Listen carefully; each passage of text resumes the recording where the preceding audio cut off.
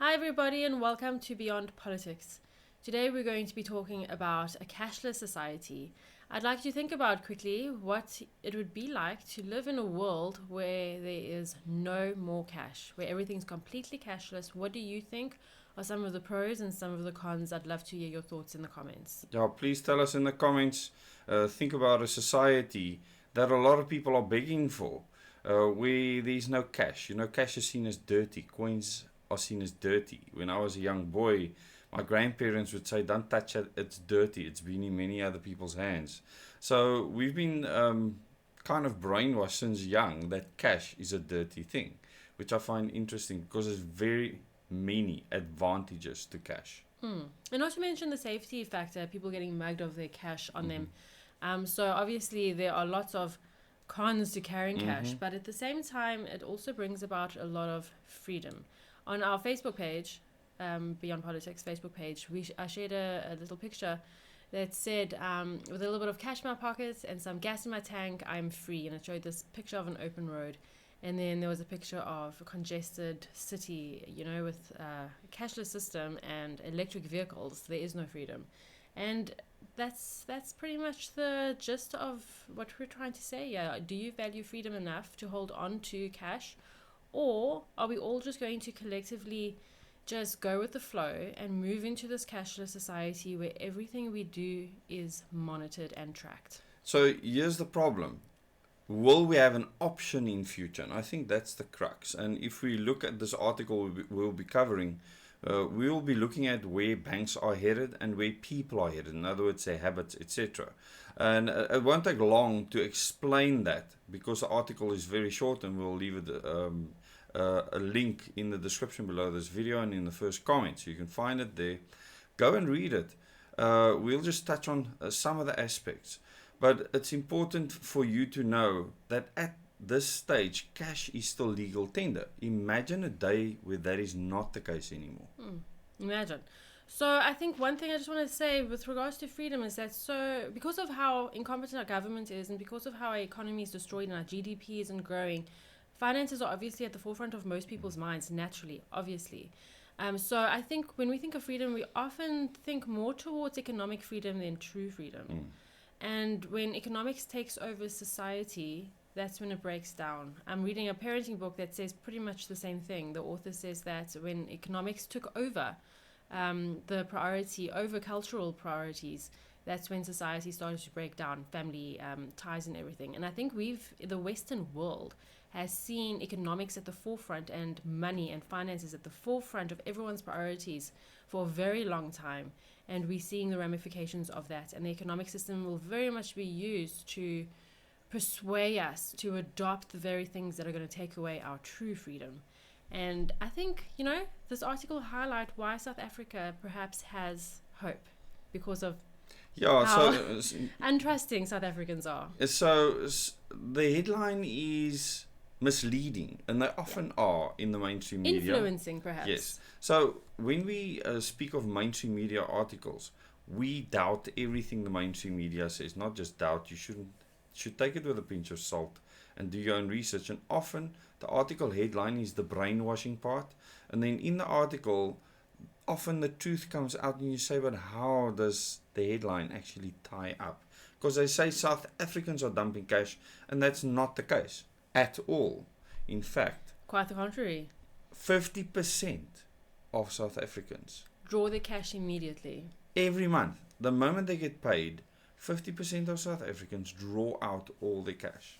And this has remained. That trend hasn't changed. It hasn't changed, yeah. So with the middle class, the people using bank cards and so on, there has been a shift.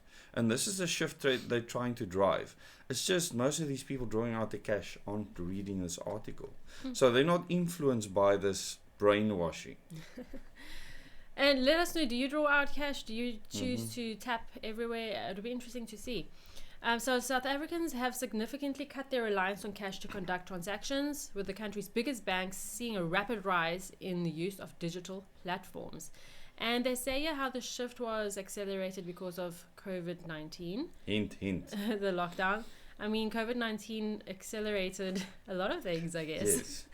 And Installation of fiber lines, a especially. move towards a cashless society was one of the things. So there's been significant growth in digital transaction channels, with banking apps alone experiencing a 200% increase in transaction volumes over the same period. I mean, do you remember when you used to actually go onto the internet and then log in via Chrome or whatever browser you have to bank? Now most people just bank on their phone. It's almost like it's impossible to go through the computer now. I, in fact, don't even know how to get hold of my bank, to be honest. True, unless you go there. Yeah, physically go there. And then they also cannot help you. So all the help is in call centers somewhere. Terrifying. Yeah. So by October 2024, monthly in-branch cash withdrawals had fallen by 64% and branch cash deposits had dropped by 61% across personal, business and corporate segments compared to 2019. So I find it interesting. No one's depositing the cash anymore. I think people will rather keep it under their pillows or in their couches. The decline. Well, the president does it, so why shouldn't they? The decline is evident across all customer segments, though its scale varies. So Standard Bank's head of personal and private banking, Kabelo Makeke, said this is part of a strategy from banks to adjust their services to better align with consumer needs. And that is very interesting. I think what happens is that these large institutions influence consumer needs more than anything else. And well, they kind of force you with how they change, how they do banking. And they speak about these fancy ATMs they're going to roll out to make things easier. And that banks, the branches, would only remain for high-end customers, businesses, etc. that have to come and bank complex monetary situations. You know, where someone rocks up with a massive bag and it's got coins and all sorts of things in it. So banks are still necessary for that. That's a real bank, isn't it? that's an actual bank. Yeah. Yeah. Things have changed to the point where banks make money out of money, which is not what a bank is supposed to be doing. But in any case, let's carry on with the article, because there's a few lights at the end of the tunnel. And surprising ones, yes. So, it says, however, cash is still dominant in the South African economy. Yep. Reserve Bank data shows that nearly half of all adults withdraw all their money as soon as it is deposited in their accounts. If you feel like sharing, are you one of them? Let us know.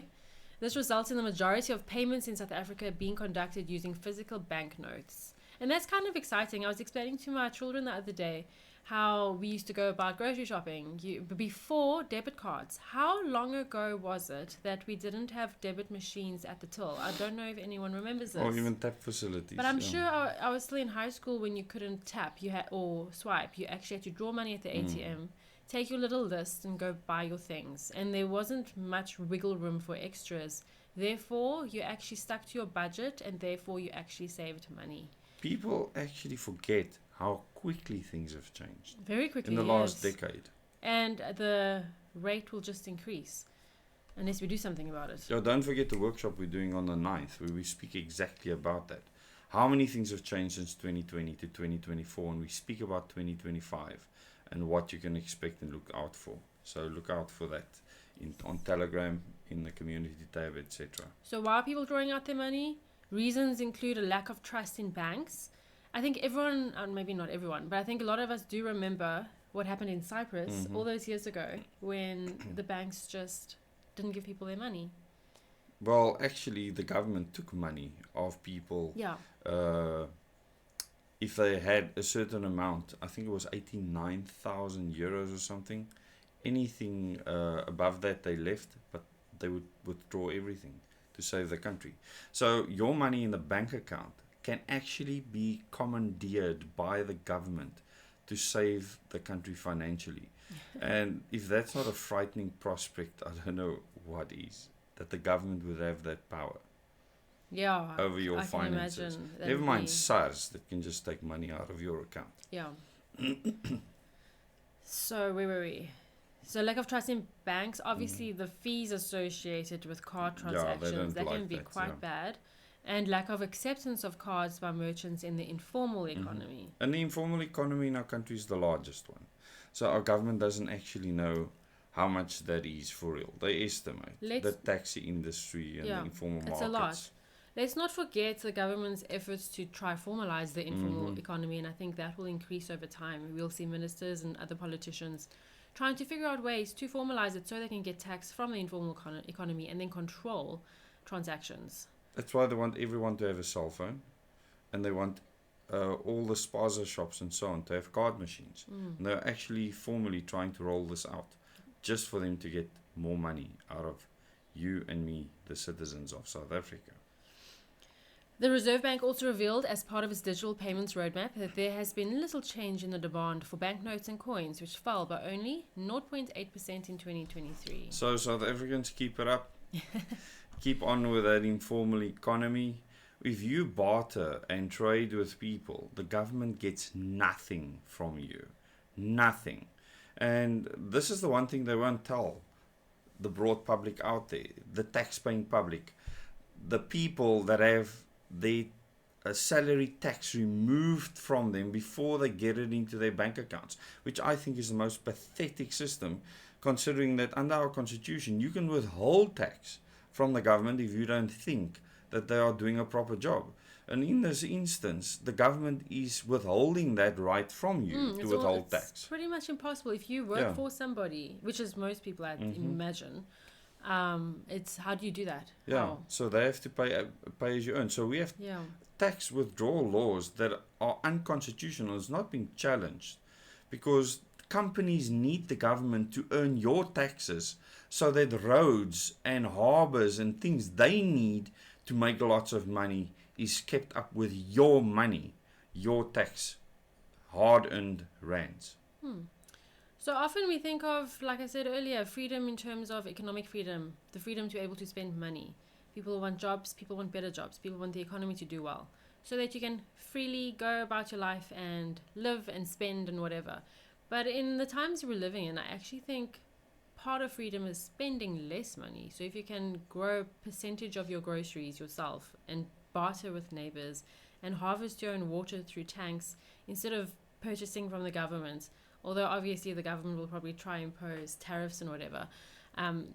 As we move away from this hyper-consumerism culture, we can actually find freedom. However, multinational corporations are conspiring with governments to move us towards a digitalization that will enforce us to live in a reality that is one of servitude to the state and servitude to multinational corporations. All we'll be is subjects and consumers. We will not be free citizens, and that is what our future is looking like. But it seems like in South Africa we can offer quite a bit of resistance to the status quo, and I hope that we do, and I hope we continue doing so. But the banks are fighting back, and I think the last part of the article we need to cover is all of the traditional big four banks, Absa, Standard Bank, Nedbank and First Rand, have shut down ATMs across South Africa as they have become inefficient to operate. And at the end of the day, what that means, it will be more difficult for people to get access to cash. And this is how they will force this digital economy. So don't think for 1 minute that the banks aren't trying to get away from cash. They're trying hard. They are trying very hard. So it's the digital offerings from these banks have largely replaced the need for ATMs, but have not impacted the need for a branch experience. And then they speak about the higher corporate clients, etc. So we are under siege because people that withdraw all their cash, it's still deposited into a bank account. And then they go and draw it out. If there's no ATMs, how will they withdraw that cash? That and is also, the thing. I mean, I personally have been to a number of ATMs that are just broken. They just don't work. And they don't work over a long period of time. So it is becoming more and more difficult to do so. And I wonder how that's going to accelerate this year in 2025. Quite a bumper year we're going to have. So how will you be influenced by cash not being available?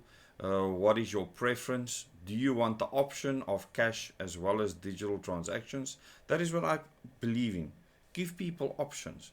This is not the plan, however. The plan is to go fully digital for cash to cease to exist. Thanks so much for watching. Remember to share your thoughts in the comments. We love reading your comments.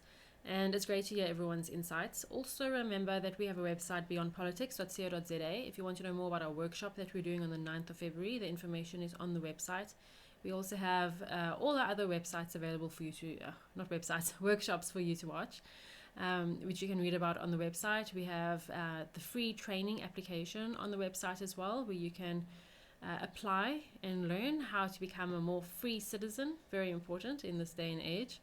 And then you can just read more about what we do on our website, beyondpolitics.co.za. We have a Telegram channel where we put all our announcements, and then we also have a Facebook page and Facebook group.